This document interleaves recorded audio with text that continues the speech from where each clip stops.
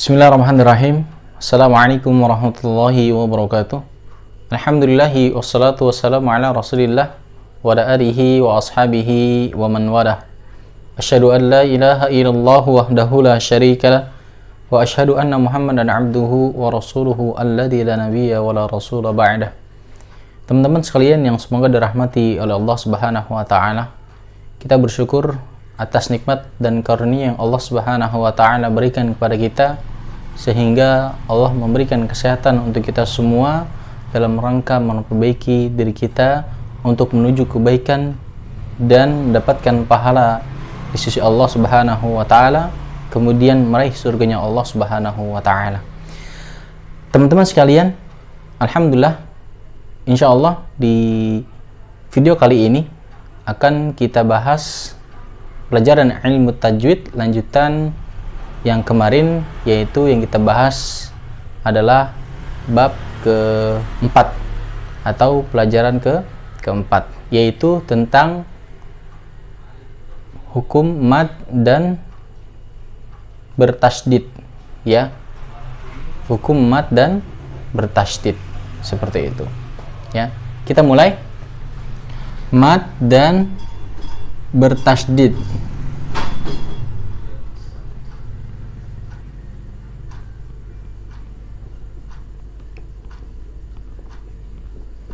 Naam, mad dan bertasydid. Sebelum kita masuk ke pembahasan, akan kita bahas berkaitan dengan mad, ya. Huruf mad terbagi menjadi 3, ya. Yang pertama alif, yang kedua waw, yang ketiga huruf ya. Ya. Kita ulang, huruf mad terbagi menjadi 3. Ya. Yang pertama alif, yang kedua waw, yang ketiga huruf ya. Nah, ini harus kita pahami, ya. Kemudian akan saya jelaskan huruf mad. Yang huruf pertama adalah alif, ya. Sebelum alif di sini pasti berharokat fathah. Ini untuk huruf alif yang pertama, ya.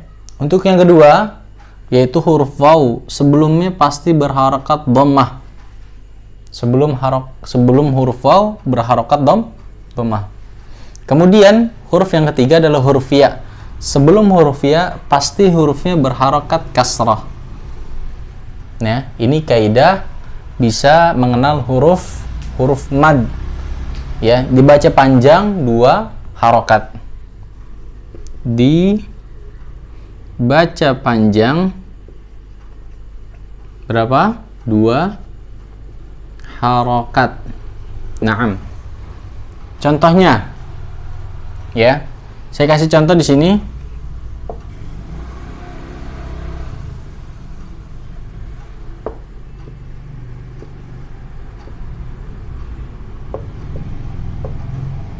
Ya, terlihat.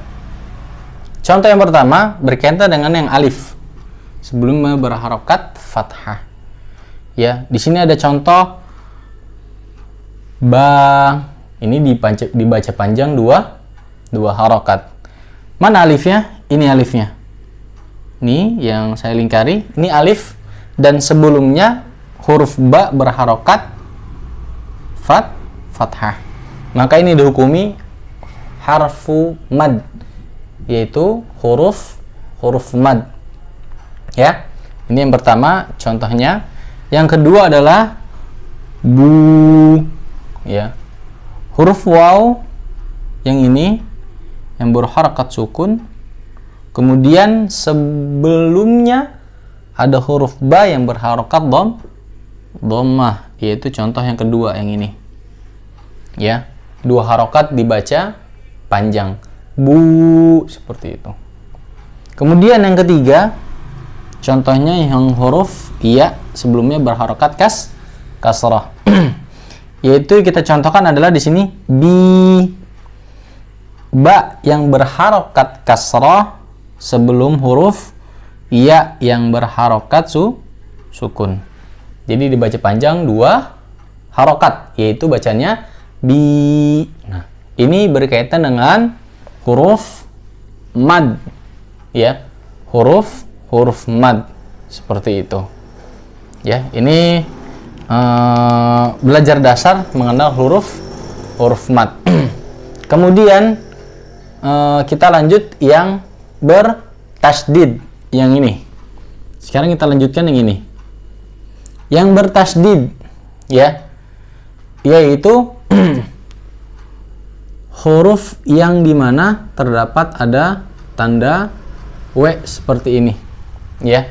Contoh, ya. Kemudian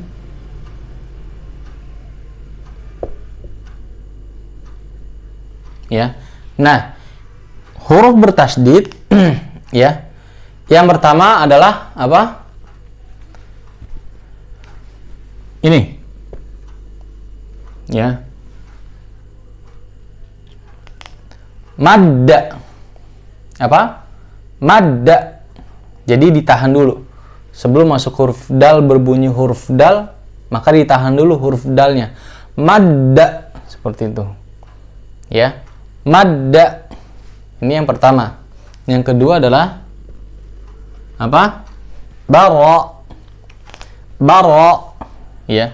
Baro itu namanya ro, dan huruf dal berharokat fathah dan bertasdid seperti itu. Jadi tasdid itu ditahan, ya. Berbeda dengan huruf yang dimana huruf mim dan nun itu digunakan tambahannya seperti itu, ya. Contoh huruf nun, ya. Yang ini contoh adalah ramma. Ramma seperti itu. Apa? Ramma. Jadi dia huruf mim bertasdid itu ditahan dulu, digunakan, ya. Ramma seperti itu. Berkaitan dengan huruf mim bertasdid. Kemudian huruf nun bertasdid juga sama. Ronna seperti itu. Ronna. Jadi ditahan terlebih dahulu kemudian digunakan. Itu perbedaan antara huruf mim dan nun bertasdid, ya, dengan huruf ro dan dal bertasdid. Karena huruf ro dan dal bertasdid, walaupun sama-sama bertasdid dengan mim dan nun yang bertasdid pula, maka perbedaannya selain dari huruf nun dan mim bertasdid itu hanya ditahan, jadi dihentak. Barra, madda seperti itu tasdid, ya. Tapi kalau ada nun dan mim bertasdid maka ditambahkan gunahnya. Ramma, ronna seperti itu. Paham ya sampai sini? Berkaitan dengan mad dan bertasdid, ya. Sekarang kita bahas berkaitan dengan menggabungkan antara mad dan tasdid seperti apa, ya. Menggabungkan antara mad dan tasdid, maka di sini akan saya jelaskan dengan apa yang sudah pernah saya pelajari seperti itu, ya. Kita mulai huruf mad dan bertasdid. Ini huruf mad, ya, ini tasdid. Kemudian ini huruf mad, ini bertasdid. Kemudian ini huruf mad dan ini tidak bertasdid. Ini huruf mad dan ini yang tidak bertasdid, ya. Bedakan antara mad dan mad bertasdid, ya. Kita bahas yang ini dulu. Yang sebelah kanan, yang sebelah sini, ya. Di sini ada contoh yang saya lingkari, terlihat ya. Huruf mim yang berharokat fathah, di sini ada alif maka dia huruf mad, dibaca panjang 2 harokat, ya. Berarti jadi apa? Ma, seperti itu. Ma 2 harokat atau 2 ketukan. Ma, nah gitu. Ya. Kemudian setelah huruf mim berharokat fathah dan ada huruf matnya tambahan alif, maka apa? Maka masuk kepada huruf dal yang bertasdid. Bagaimana caranya?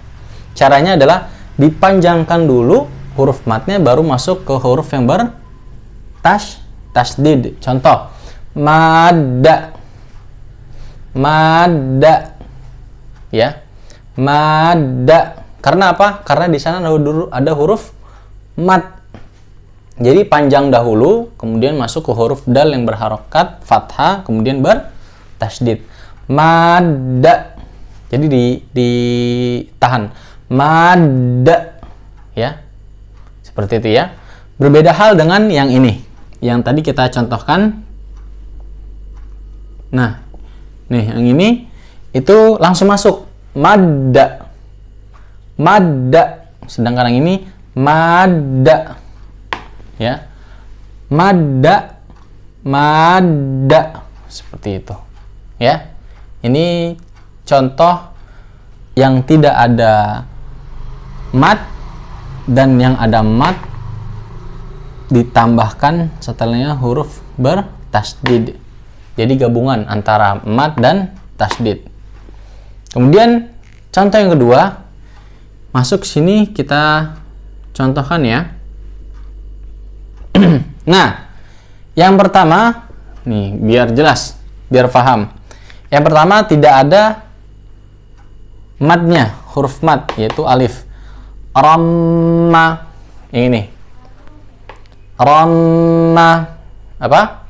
Ramma, 2 harokat, ya, dikarenakan ada gunnah, huruf mim bertasdid.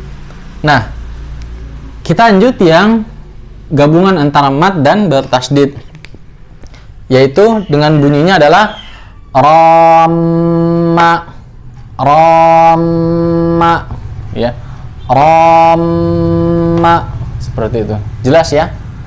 Berbeda hal dengan yang ini, yang tadi sudah dijelaskan bahwasanya ini pendek dikarenakan tidak ada huruf mat, dan ini panjang terlebih dahulu baru masuk huruf mat, seperti itu. Baru masuk huruf bertasdid, seperti itu ya.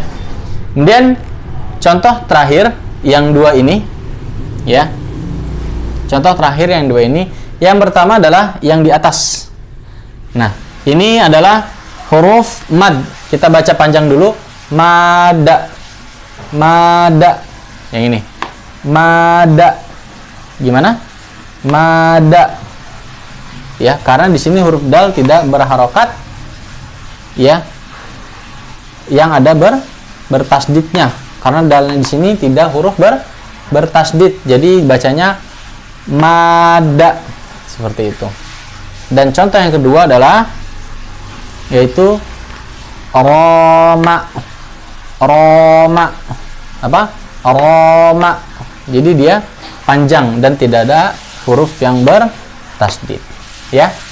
Insyaallah cukup untuk pembahasan kali ini berkaitan dengan mad dan bertasdid tadi yang di awal.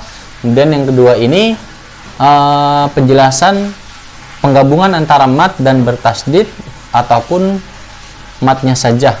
Kalau ini huruf yang bertasdid, kalau ini gabungan antara mad dan bertasdid, kalau ini matnya saja tanpa ada yang bertasdid. Oke? Ini pembahasan pelajaran keempat berkaitan dengan ilmu tajwid. Sekian dari saya, semoga bermanfaat untuk video kali ini. Jangan lupa ikuti terus pembelajaran ilmu tajwid. Semoga apa yang didapati bermanfaat buat teman-teman sekalian semua. Demikian, bila ada salah mohon dimaafkan, dan yang benar datang dari Allah Subhanahu wa taala. Kita tutup dengan doa kafaratul majlis. Subhanakallahumma wa bihamdika asyhadu an la ilaha illa anta astaghfiruka wa atubu ilaik.